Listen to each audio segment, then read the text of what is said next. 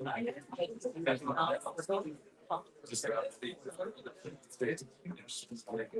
afternoon, everyone. Thank you so much for coming for our side event today on the lessons learned from marijuana legalization. My name is Luke Neforatos, and I am the Executive Vice President at SAM, Smart Approaches to Marijuana. We are the nation of America, America's largest drug policy, public health oriented organization.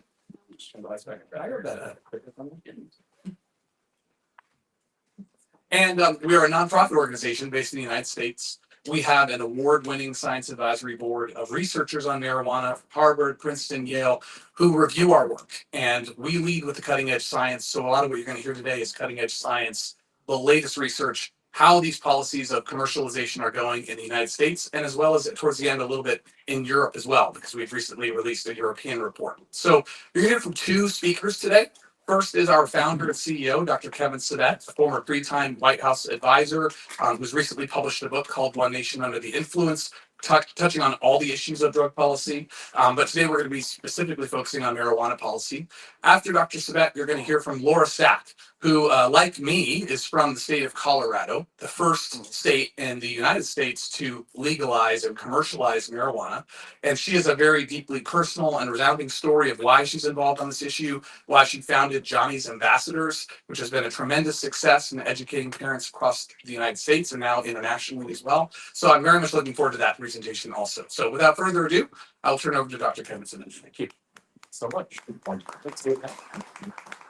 Thanks, Luke. It's great to be with so many of you doing excellent work around the world. And for those that are representing their countries, thank you. We're happy to work with you. Also, many NGOs and others that are here on all sides of the issue, which is always a very good thing. But we're here today to really talk about we've been doing this now every year since the U.S. Since certain states in the United States started violating both federal and international law by having legalized marijuana for not just use, but for sales, production, commerce, and commercialized. And we were started about a year after I left the Obama administration in very early 2013, really formed in end of 2012, or thought about then, as really a bipartisan organization, co-founded by Patrick Kennedy, the former congressman from Rhode Island, the current health secretary's first cousin and the son of the Lion of the Senate, Eddie Kennedy, who really was a champion for mental health. The Kennedy family really leading with this idea that this radical idea, actually, that the brain is a part of the body and we should treat it as such for healthcare, which we haven't done. And we're definitely, we lag behind. And I think most places lag behind on it. But we felt that something had to be done to raise awareness about the commercialization. And for somebody who, was educated at Berkeley, University of California, Berkeley, it might seem odd to start a group like this, but it's not in many ways, because what we've seen over the last 10 years has essentially been the corporate takeover of this issue and the corporate commercialization and promotion. So it's not really the legalization for individual use. It's much more than that. It's mass commerce and mass legalization. So let's see. So first, I just quickly wanted to talk about how opinions are changing right now in the United States. And what I will be speaking about in this presentation, I will show some data and some new data. I don't want to linger on the data because you can look it up later. We have all the slides for anybody who wants it afterwards. But really the story being told is that we really do feel like opinions about both cannabis as a drug, but also even this policy that we're seeing, legalization, are changing and changing quite rapidly. Now, we've seen public opinion change quickly on many issues, so in some ways it's not super surprising. But a lot of the things that we were trying to talk about and warn about 10 years ago, even with people we may not have always agreed with on things, are coming to fruit, and people saying, well, maybe there was some sense into that. So this is the most recent example of that change. We're going to try and play this video for you. You can see it.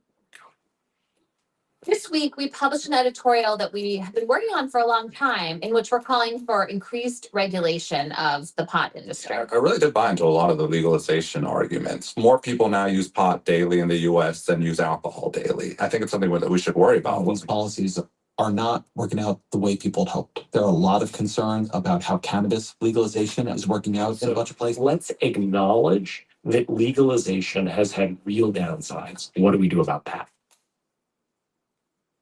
So what happened a couple of weeks ago really sent out an earthquake when let's go here, when the New York Times put out, and I hope most of you have seen it, essentially admitting that there was a problem. And this was really interesting for me because I'll never forget in 2014, there are 6-part series saying that we should legalize cannabis, that the negative downsides were very little, they said. They were overblown. It was reefer madness to talk about this in any kind of negative way. And to see a paper, frankly, a couple of years later, when we finally got an editorial board meeting, I remember going into the editorial board. This is more personal, less on the data. Wasn't going to share this.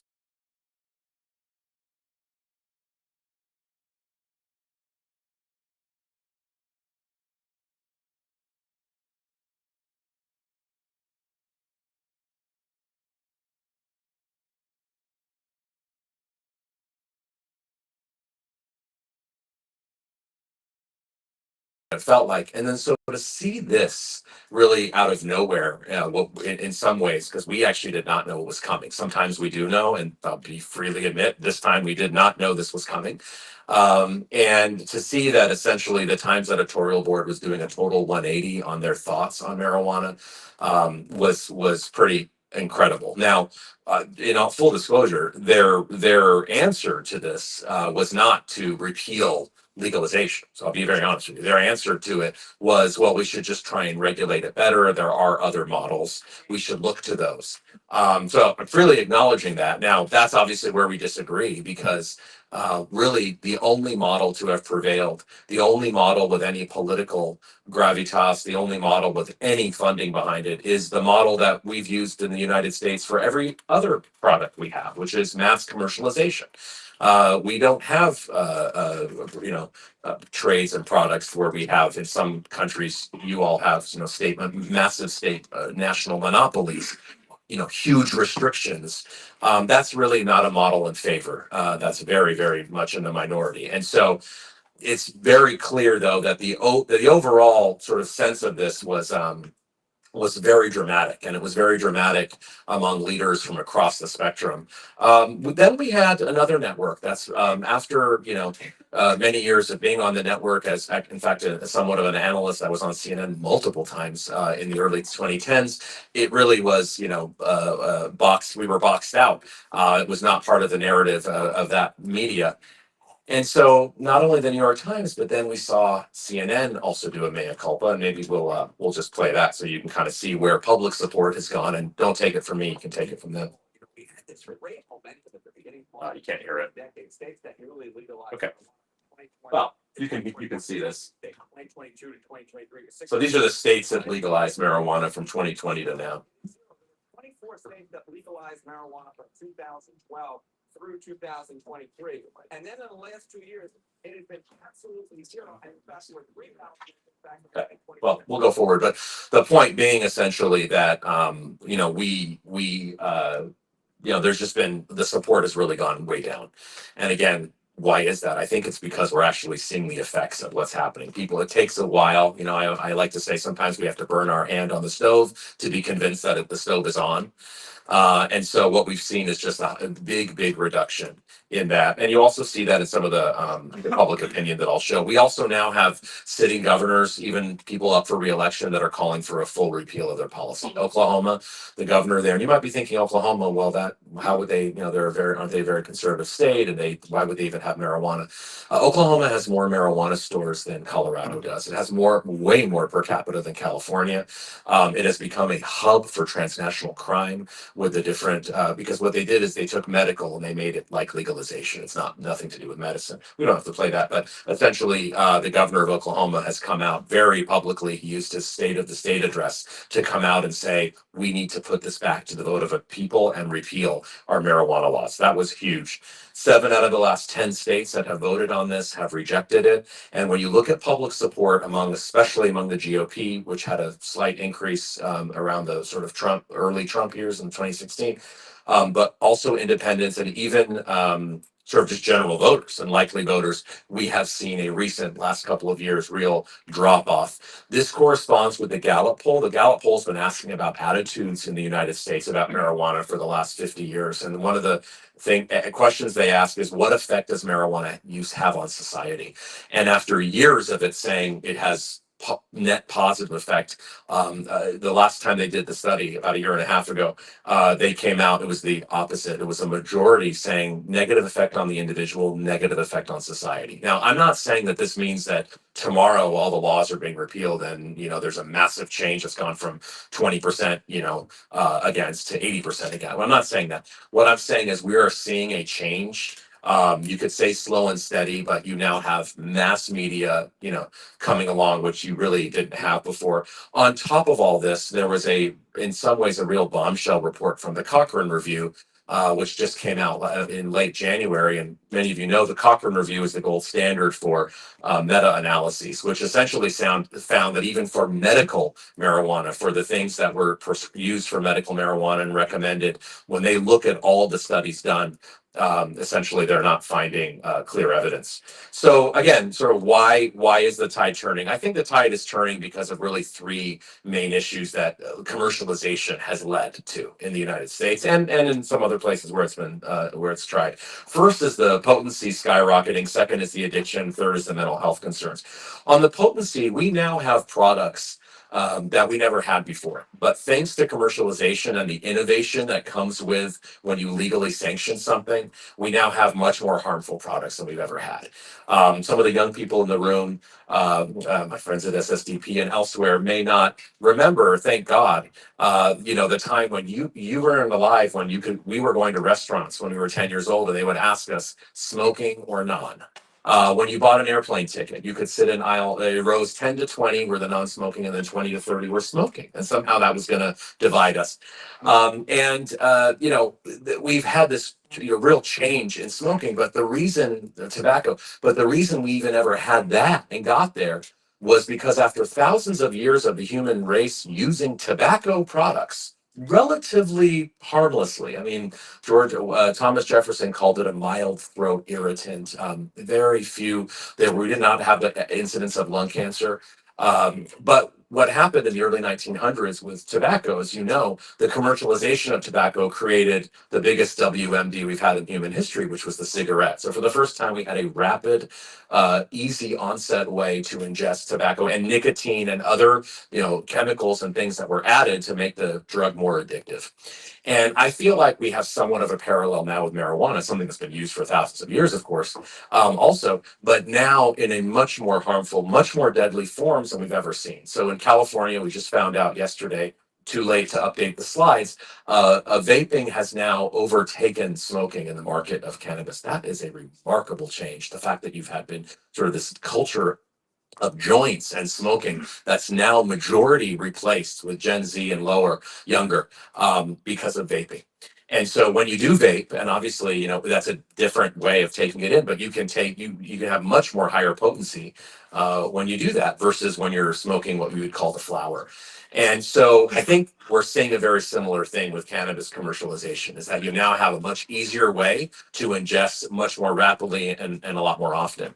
The other study that's really gotten the imagination is Jonathan Calkins' work. And again, these are people without a stake in legalization. These are researchers who are looking at this. This is RAND. I mean, they don't have a stake in sort of, they're not advocates by any means. And what they're finding, of course, now with the data is we have more daily users now of marijuana in the United States than we do alcohol. That ratio was 10 to 1 30 years ago. And it's not only more, it's not the daily, it's in addition to the 20 million daily users, which is an understatement count. I think it's probably closer to 25. The product that they're using is just a completely different product with a rapid increase in potency, the products that we've never had before legalization. So, we have products now that we never had. We have increases in potency that we never had.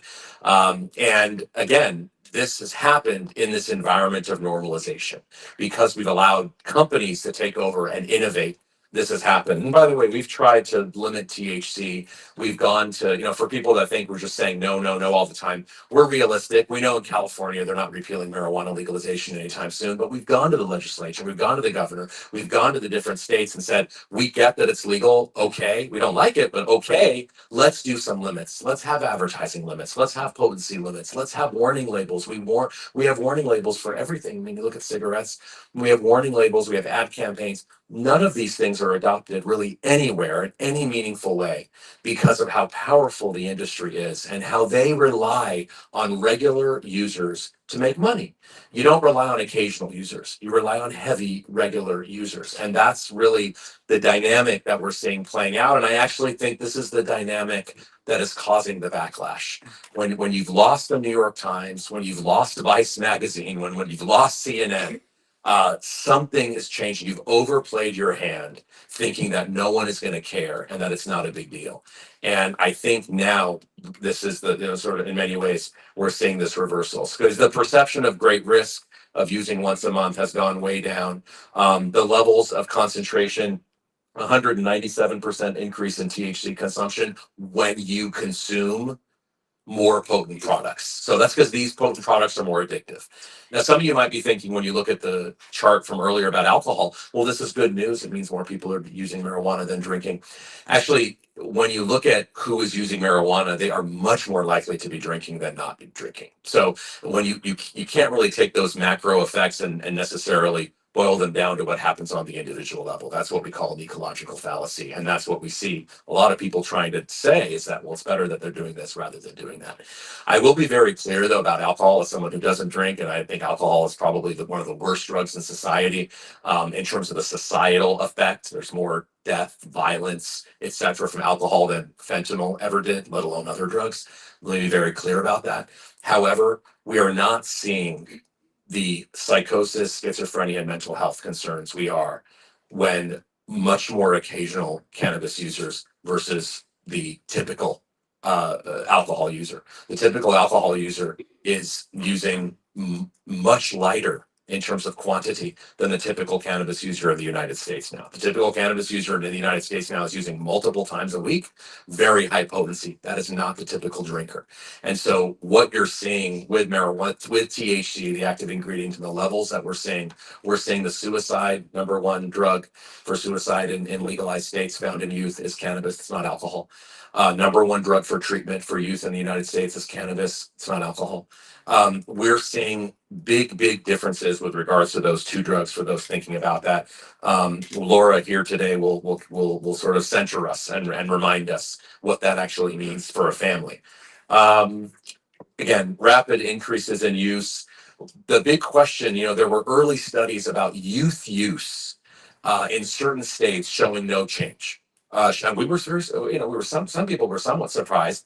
We weren't terribly surprised because when you change a law overnight, you're not seeing the cultural changes. Overnight, you're not seeing the behavioral changes. If cocaine was legal tomorrow, you're not going to see the increase in cocaine use in your population in a year or two. You're going to see it in 10 and 15 years when things are much more normalized and put into place. So a lot of the earlier studies, which some advocates want to hold on to, did not show the increase. Now that we've had the commercialization really kicking into gear, the peer-reviewed studies, not the studies that governors' offices, tell their Department of Health to do, and sort of show that look, we're actually doing great with our policy, which is what every governor, of course, would want to do, Republican or Democrat, it doesn't matter. Not those studies, but when you have unbiased researchers not connected to government funding, not connected to industry funding, doing peer-reviewed research in the world's leading journals, they are showing now increases in youth marijuana use that we were not seeing earlier on, and very increases in young adult use, which is something we never talk about. We sort of think if you're under 18, that's all that matters. Obviously, your brain is developing until way after 18. And so 18 to 25 is very, very pivotal and important as well. And that's actually, we're seeing even bigger rises there. It's not surprising the top states in America for increases are the legal states. That wasn't the case before legalization. The number of Americans with marijuana addiction, or what we call cannabis use disorder, obviously going way up. As I said, marijuana is the most common substance among young people going to treatment, much more than alcohol, much more than fentanyl, much more than methamphetamine or cocaine. It is marijuana. It's the most widely accepted. It's the most widely available. That's not really shouldn't be controversial. And again, the mental health consequences is what we're seeing extremely concerning. Almost every month, and we're cataloging this. And by the way, the catalog I should have talked about earlier is that we've also just released, which you're all welcome to have, our 2026-2027 impact report that catalogs all the harms gone. What we're cataloging and what we're seeing is almost every month a study from around the world about mental health and cannabis. Whether it's the Danish study that showed that if they didn't have cannabis use disorder, their schizophrenia incidence would fall 30% among young men. That's an incredible decrease. And some people say, but Kevin, there hasn't been an overall increase in schizophrenia. So how could you say, again, that's an ecological fallacy. You can, when there's an overall trend in the society, that can mask the individual trends that are going on because you're not controlling for the other things. And so it's not surprising to me that maybe overall incidence, let's say in Denmark, where this study was done, may not be going up while cannabis use is going up. But when you study the cannabis users and you see the very significant findings, that is, I think, what we should be alarmed about. The daily use, of course, this was 10 years ago with Robin Murray and Marta DeForti, the daily use of high potency, 5 times more likely for a psychosis. And this builds on decades of research. I mean, many of you in this room, and Jean-Luc and others, were looking at the research from, Andresen in Sweden in the mid 80s on this, which, by the way, that wasn't even the first part. I mean, the first research on this was India in the late 19th century. And then when India was documenting this, then Mexico documented it. By the way, Mexico outlawed cannabis before the United States did. And they did so because they actually saw they weren't being racist among their own people. They saw the negative effects that were going on in Mexico. And then the US followed after that. The ER admission increases that we're seeing, marijuana use alone and cannabis use psychosis. Obviously, when you have a cannabis use psychosis, you're much more likely to go to the ER. We have a lot of these studies that, again, it's so many to catalog. We would be here all day talking about them, but it's something we're concerned. Physical health is another issue. We don't talk about stroke, cardiovascular, heart disease. Just today, another study on stroke, and we can't keep up with actually documenting this. And driving and road safety, we've seen rapid increases. People say, but you don't know if they were high when they were driving. You do know when they were high when they were driving because we're doing oral tests, which can detect much more recent use. And from the last time you use cannabis to the time that they test you when you've gotten into a serious or unfortunately fatal car accident, that is many hours after your THC levels in oral are falling dramatically. So when they do catch it there, you can almost be assured it's pretty recent use. And a county in Ohio just reported 42% of dead people from the road for any reason had appreciable levels of cannabis in their system.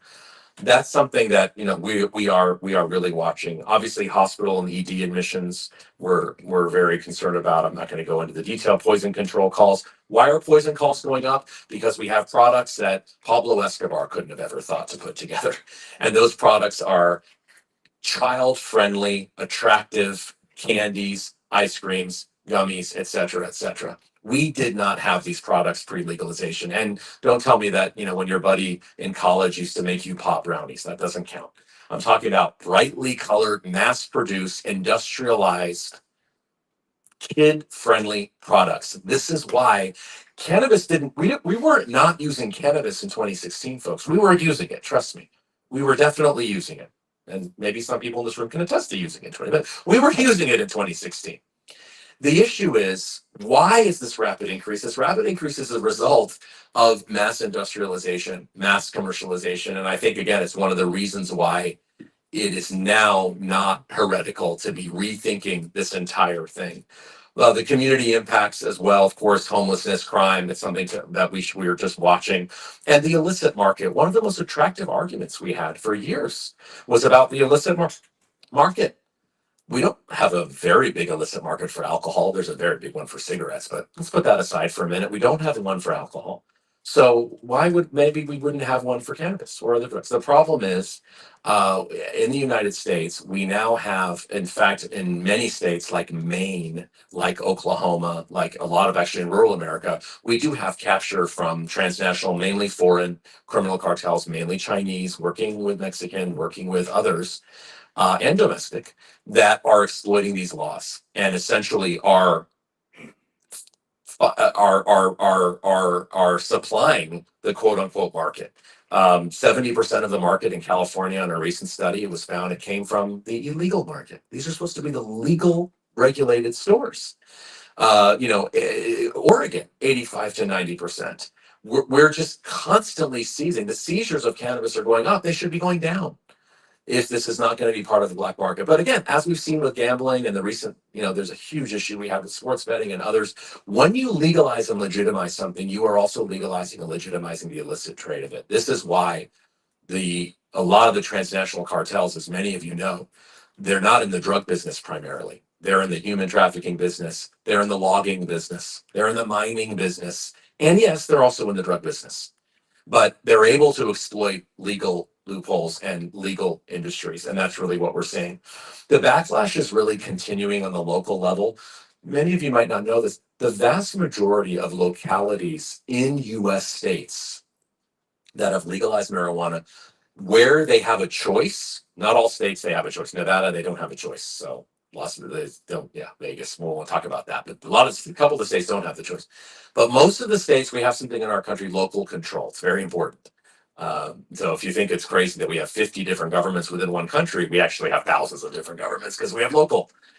And the vast majority of the local governments and the localities, when they either vote on it from a city council perspective, political, or they vote on it from a popular vote perspective, the vast majority have actually voted down.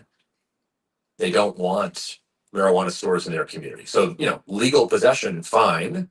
Privacy of your own home, fine.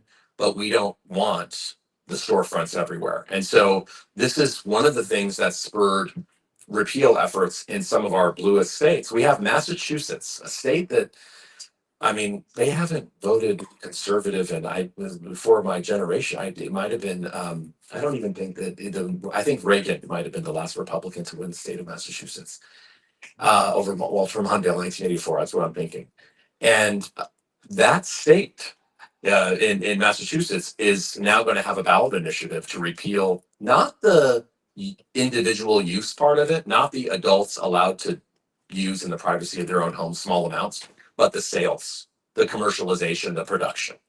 I don't know if it's going to win. That's a different story. But the fact that this is even on the ballot in a state like Massachusetts, I think speaks to the fact that many people are kind of waking up to this.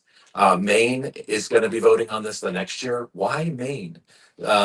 Maine, because as I said, we now have all the evidence about CCP connected, Chinese related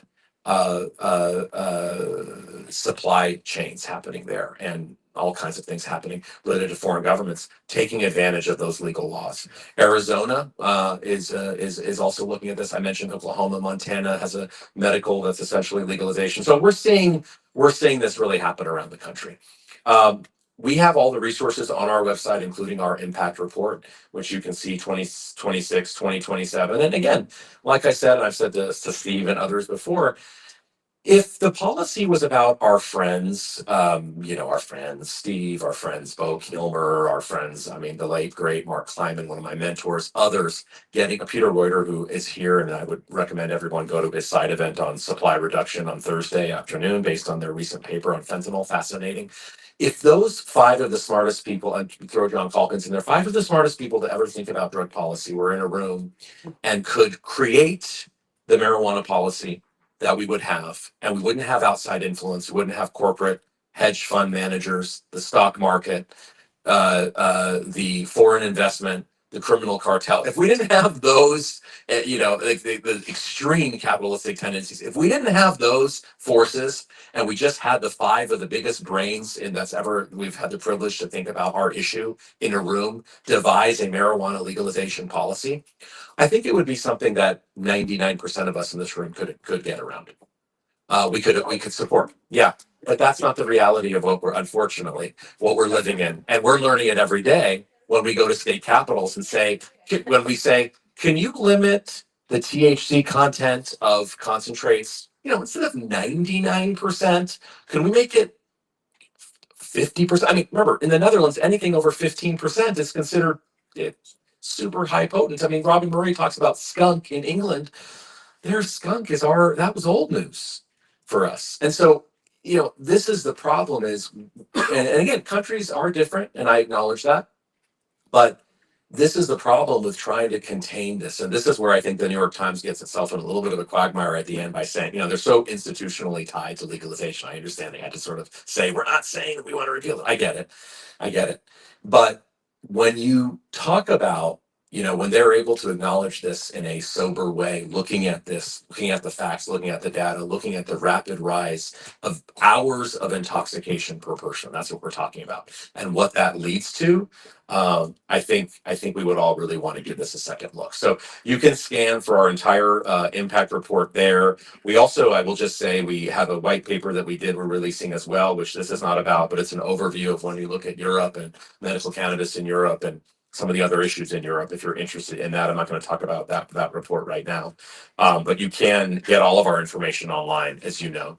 And again, we're going to keep talking about this. I think it's really important. But we also thought it was really important to have Laura and her husband John come, because it's very important to put. We have all the data. The data's here. We have the data. 25 million Americans using every day. 5 million kids going to treatment on a regular basis. I mean, we have that data, but our brains can't really process this idea of thousands of people, hundreds of people, millions of people. It's all kind of together. It's important to remember actually how this affects individuals, how this affects families. And before I bring Laura up, the last thing I want to say is this is not again, let me be very clear, this is not a call to criminalize individuals and throw them in prison. This is not a call to add arrest records. This is not a call to, stigmatize individuals. This is a call to denormalize what has become a very dangerous drug, where we've gone way overboard in our correction of the so-called war on drugs. We have overcorrected to the point that real lives are at stake and real lives are being affected. And I want us to hear from one of those real lives you don't get to hear about in person that often. Laura Stack.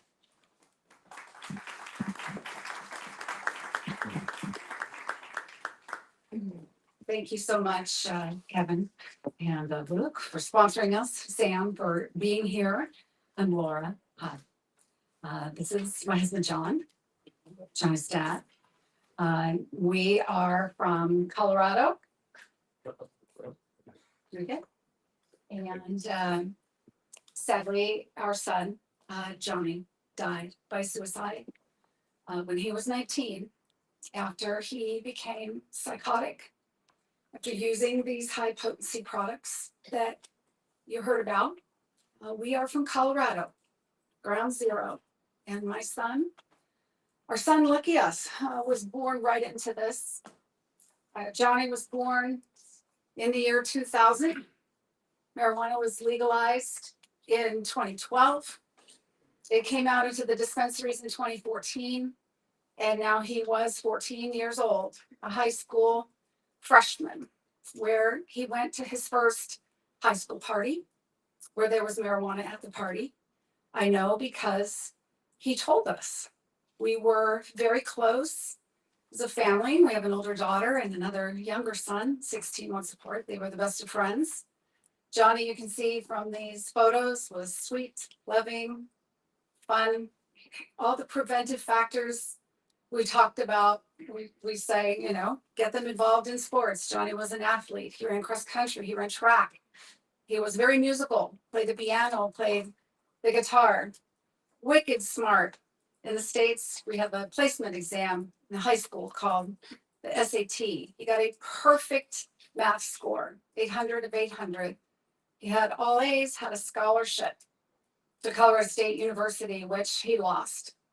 And then he got a scholarship to the University of Northern Colorado in Greeley, and he lost that scholarship too. He came home from the party and he said, Mom, Dad, just want you to know so and so's brother had marijuana at the party, and all the boys wanted to try to get high. And they handed it to me and said, Here, hit this, Johnny. He's like, No, I'm good. Pass. They said, Come on, what's your problem? Everybody's doing it. Are you checking? He said, Mom, I didn't know what to do and I didn't know what to say. And I just want you to know that I did. Sorry. And we're stunned by this because had you known Johnny, he was a real rule follower up to this point. So I said to him, Thank you for being honest, son. And I just have to tell you, I'm really surprised by your choice because that's not like you. You know the rules of our family because you can count them on one hand. No drinking, no smoking, no drugs, no marijuana. And I have to tell you, son, don't ever do that again because that genius math mind of yours, that is going to be destroyed. And we're not going to talk about it anymore, Johnny. And I expect that is the end of it. And that was just the beginning of 5 years of battling what very quickly became an obsession with Johnny. Doctors, programs, treatments, psychiatrists, 3 mental hospital stays. And I want to tell you a little bit about that story. Before I do that, I'd love to just show you a quick 60-second video so that you can meet our son, John.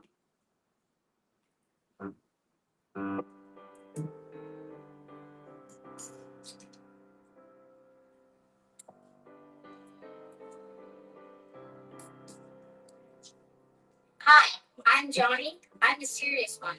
This is my brother James, the wild one. It's the Iron Tiger. It's through the fight, rising up to the challenge of our rival.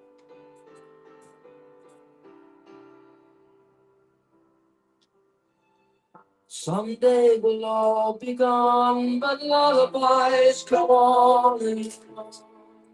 They never die, that's how you and I will be.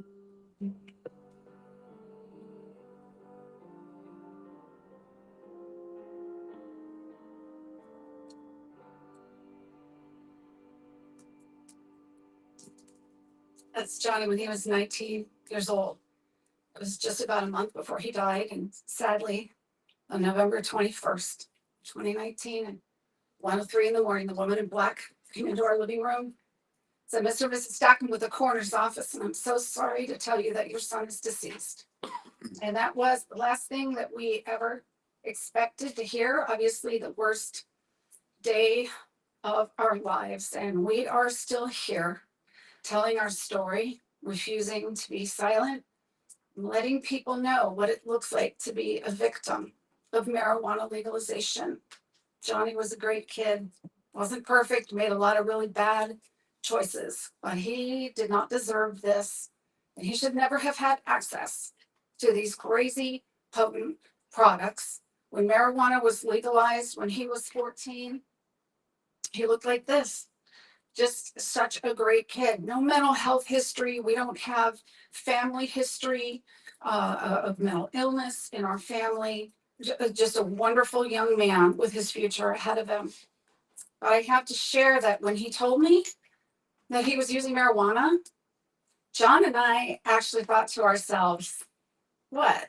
Like, it's just weed. We talked about it afterward. I mean, I'm a prude. I mean, I used marijuana when I was in high school in Jim's basement. Like Jim was growing it illegally. I remember him having the papers. He'd roll a joint. We would share one with 8 kids. These are the days where you'd be like, "Are you high? Do you feel anything? Am I high?" Like it was so mild. I mean, we called it ditchweed. It was just like Easter grass. I remember giggling a little bit. I do remember we went to Denny's. I don't remember a lot about it. It was a long time ago.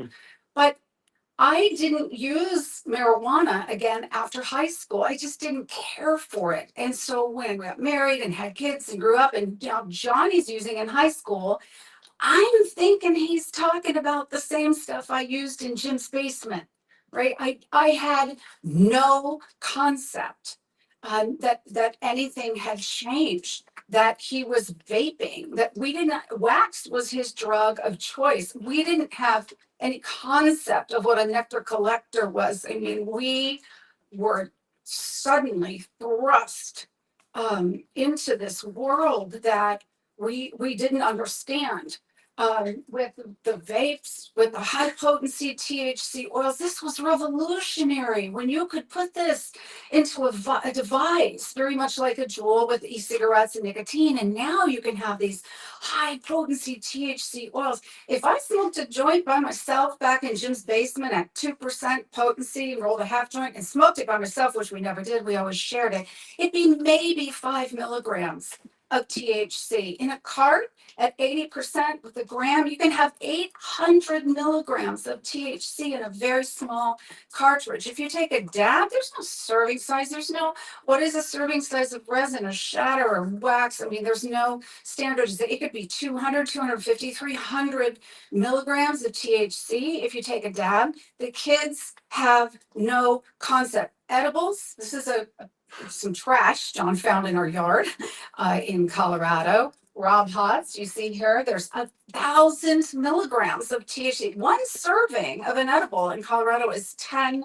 milligrams. Here you have 20 gummies, 50 milligrams each. So adults, you're supposed to like look at the package, eat an ear, kids, they just handed them to each other. They pop the whole thing in their mouth. Boom, that's 5 servings. And then what happens? Nothing, because you ate it. So now it's going to take another 30 to 60 minutes for the teen to feel anything. Meanwhile, they're going, I guess it didn't work. I guess I need to take another one. And now they're eating multiple. This right here is an emergency room visit looking to happen. We've had a 600% increase in poisonings and calls to the Rocky Mountain Control Center since legalization, because kids have no concept of how this stuff goes.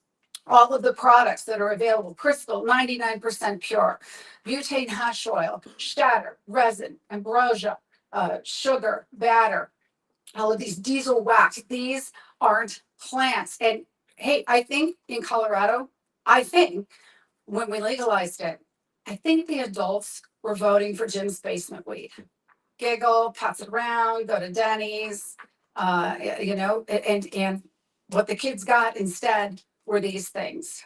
We started putting up bulletin boards to try to warn teens, hey, it's the same number of milligrams in a dab if you take 50 joints back in the day. And no parent understood this. When this happened to us, we're like, this can literally happen. We started posting some things and people were like, what are you talking about? I don't even know what this stuff is. So our 2022 data, we know, and this is 2022 from our government's a little behind producing some of these statistics, but out of 3 million teens who used past year, nearly 45% of them ages 12 to 17 had problematic use, cannabis use disorder, i.e. addiction, i.e. tolerance. So the big problem is that, I mean, not that we didn't have our table of stoners at the picnic table back when I was in high school. I mean, yeah, we did, but we didn't see nearly the problems, as we didn't have any real concept about what do these potencies do in the teen brain. I mean, it really wasn't even known until the 90s how marijuana made people high in terms of the actual mechanism of that. The problem is, once they kind of discovered in 1992, a very famous scientist, Alan Hallett, discovers the receptor in the brain where the THC molecule binds, gives you the high feeling, and they kind of inadvertently discover that the natural endocannabinoid that we have, our kind of natural high, anandamide, which means pure bliss in Sanskrit, it was named for, molecularly are identical on the bottom of the molecule. So your brain thinks the THC cannabinoid is the real thing. It allows it to bind in CB1 receptors that control the nervous system throughout the body, as well as CB2 systems that control immune systems. So it's an imposter molecule. The problem is that anandamide is destroyed Immediately, within milliseconds, people go, oh, but we have an endocannabinoid system.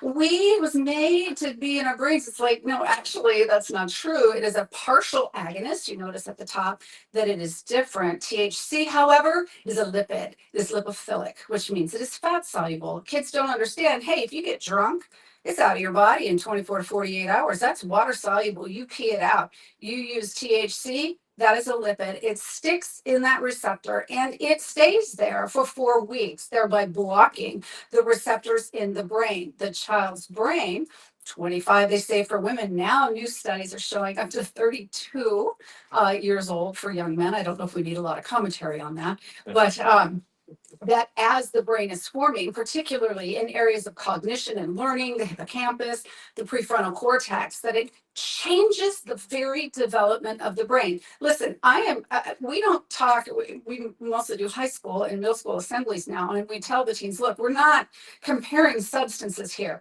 Everyone knows that one pill can kill. They know that. They can recite that. Everyone knows that alcohol, was the number one most addictive substance that causes harms around the world. Every teen knows that cigarettes are going to give you lung cancer, right?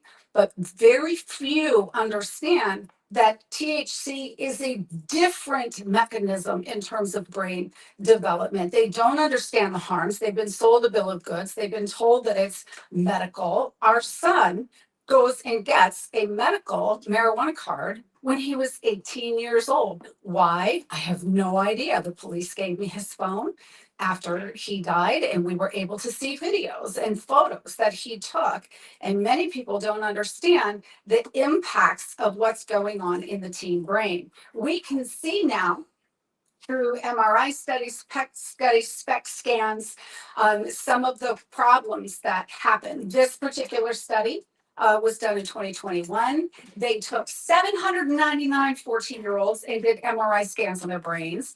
Then again at 19, 5 years later, and depending upon how many times that teen had used THC in that 5-year period, with 0 being the baseline, they showed a thinning in the prefrontal cortex of the teen. What does that mean? A thinning. The ones on the very far end on a horizontal axis who used 3 criteria: earliest stage of onset, highest potency of use, and frequency of use, had brains that weighed 30% less in volume. Why? Turns out these little things that we have in our brains called dendrites that communicate between nerve cells are impacted in the teen brain. When THC binds in the receptors, they are destroyed. Here on the top left is a normal teenage rat neuron. You can see the beautiful dendritic formation after 2 weeks. Here, if you put a rat in a cardboard box, cut out a hole, smoke it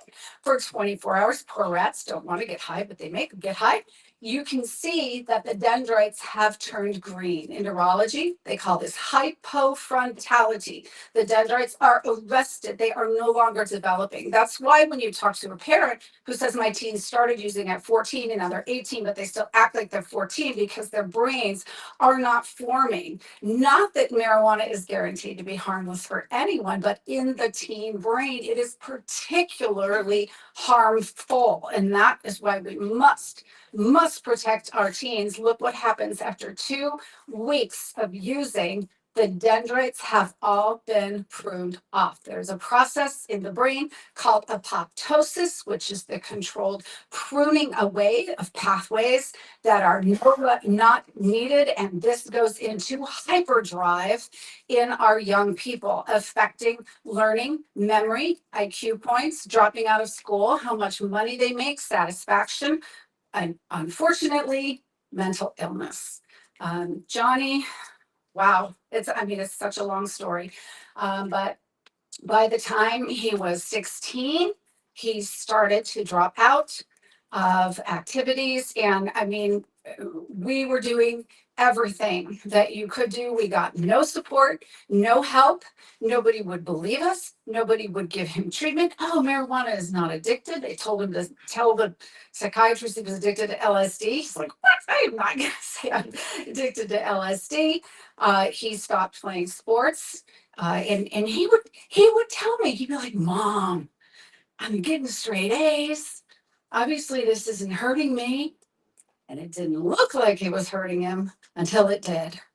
And it was like that. It was years after this use of damage to his brain right before his senior year in the middle. And you can see our youngest son, James, there. It was like an alien came down and took my child and put another one there. And this one was mean.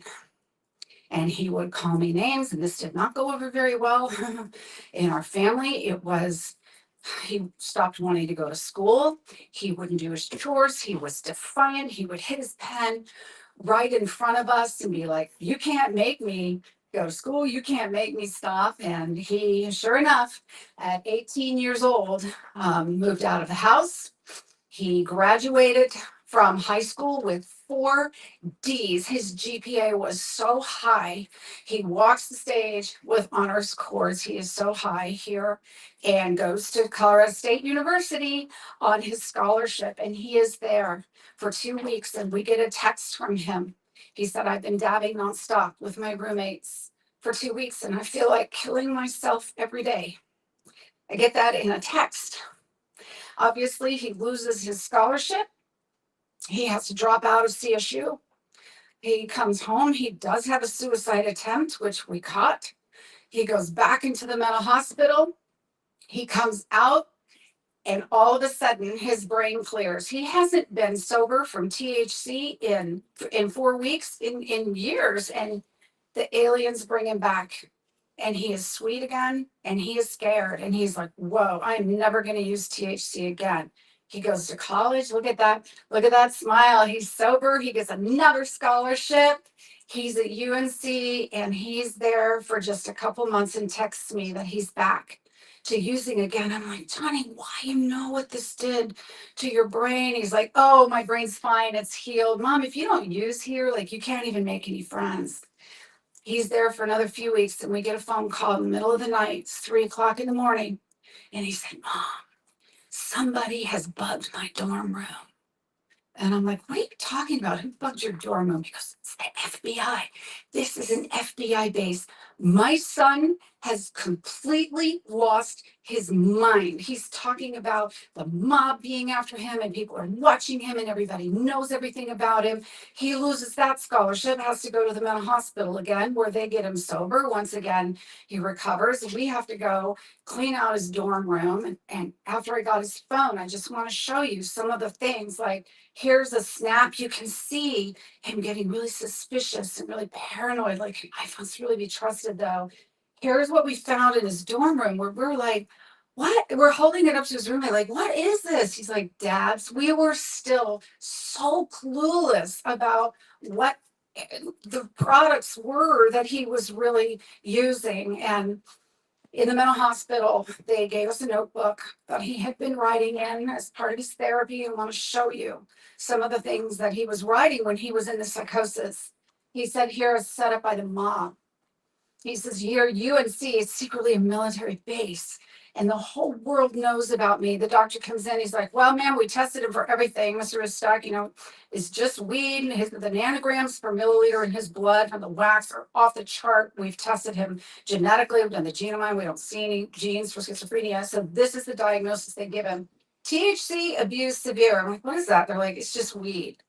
And that is what I said to myself, of course. Now, this diagnostic code in the United States is called cannabis-induced psychosis. Here, they just said he had THC abuse severe. And this is what makes me really aggravated. In Colorado, when you purchase marijuana concentrate, they're required to put a piece of paper into your bag to warn you.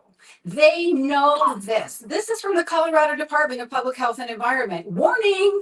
Use of marijuana concentrate may lead to psychotic symptoms, psychotic disorder, mental health systems, vomiting, CHS, cannabinoid hyperemesis syndrome, a relatively new vomiting disorder, cannabis use disorder. So this is brand new data. It just came out of the United States in Massachusetts, October just of this year, Massachusetts Brigham, 4-fold increase in cannabis-related disorders between January 17 and December of 19. We have new data that just came out from Kaiser Permanente in California, 500,000 showing from ages 13 to 17. They showed a doubling of the rate of psychotic disorders, bipolar, 1/3 depressive disorder, and one increase. We'll have these slides available for everybody. Here's the study already mentioned from Denmark, but notably Canada. If you were an 14 to 18-year-old, and you went to the emergency room with an episode of cannabis-induced psychosis like this, in 3 years, 41.3% of them will be diagnosed with schizophrenia. That means 60% are going to recover, and the rest are not. 40%, again, young adults, very problematic because their brains are still forming. This is the American Psychiatric Association in the United States statement. There is no current scientific evidence that cannabis is in any way beneficial for the treatment of any psychiatric disorder. In contrast, current evidence supports at minimum a strong association of cannabis use with the onset of psychiatric disorders, and sadly, of course, adolescents are particularly vulnerable to harm given the effects of cannabis on neurological development. Johnny came to our house 3 days before he died. And 19 years old, wanted a good home cooked meal, was sober, everything was good, or so we thought. And he said, "Mom, I just want you to know that you were right." And I said, "About what?" I didn't know what we were talking about. And he said, "About the marijuana." He said, "You probably don't remember, but you told me many years ago that marijuana would hurt my brain. And it has ruined my mind and my life.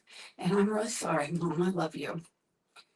3 days later, Johnny took his life, and now he is a statistic and was mentioned by Kevin in our Colorado violent death reporting system. Out of adolescents in Colorado, ages 15 through 18, suicide is the #1 cause of death, and THC is found far more frequently in their tox than alcohol. This is new data out of Johns Hopkins showing in states that have no marijuana laws, no medical, no recreational, in children ages 12 through 25 between 2019, 9.76 out of 100,000. As you add medical, 12.78 as you add recreational. Does this mean that it causes suicide? No, it means that as the state becomes more marijuana friendly, you see associations with an increase in suicidality in that state.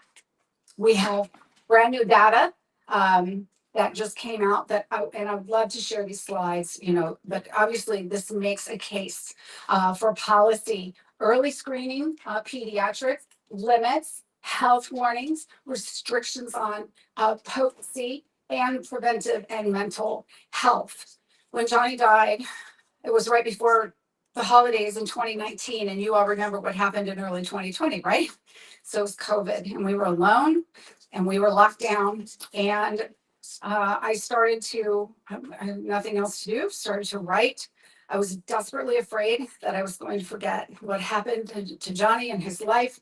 And we started our nonprofit, Johnny's Ambassadors, in May of 2020. And we thought we are going to share Johnny's warning that marijuana ruined my mind and my life with as many people as we can. We started with nothing, and we have 20,000 ambassadors. Sadly, we have nearly 2,500 parents right now whose children are in cannabis-induced psychosis in mental hospitals across the United States. We have 250 trainers. We have youth trainers. I won't play this video, but if you want to get a book, all proceeds go to our nonprofit. I wrote Johnny's story, The Dangerous Truth About Today's Marijuana. It's 300 pages. It's quite graphic. Don't read it before you go to bed, but it has all the data and the research on why youth prevention. People aren't talking about abstinence anymore. We go mostly into schools. We do conferences, prevention conferences, but a lot of middle schools and high schools. And we tell them 3 out of every 10 seniors in high school in Colorado is addicted to using marijuana. So what does that mean? That means most people are not using it It is not true that everybody is using it. In fact, the majority of people are not. And we know that there is no safe level of THC in the developing brain. And when you give them this education and you give them this science, non-scare tactics, non-fear tactics, no preaching, no lecturing, you say, look, here's how THC makes you high. Here's what it does in the developing brain. Let me show you some MRIs. They are fascinated by this and they appreciate people telling them the facts and the truth. I don't think we need supply reduction as much, but of course that's important too. But in schools, we need demand reduction. We need to teach them why this is an imperative not to use, why it is incredibly beneficial for your brain. We know with all our hearts that if Johnny had not started to use, that he would still be here today. And if I knew then what I know now, I think we could have saved him. And we certainly would never have said it's just weed. We would love to invite you to join our ambassadors globally. If you would like to scan this, it's going to bring up a QR code and you can put in your name, and I would be delighted to send you these resources. We have videos, we have game shows, we have all sorts of programs to engage the youth. I'm incredibly grateful and honored and humbled for the opportunity to be here, and so thankful to Smart Approaches to Marijuana for allowing us this opportunity to address you today. Thank you so much for being here. Thank you. Thank you, Laura. And that story hits close for me because when Johnny died, he died a little less than a mile from where I lived. So we used to be almost neighbors. So Laura, thank you for sharing that. And that's something that means a lot in my community where I'm from. And I appreciate you representing our community so well and his legacy. So thank you. Let's give her one more round of applause. So we are out of time. We're going to finish the event. Some of us will be able to hang out. Some of us have to go to other side events, but thank you all so much for attending. Thank you very much.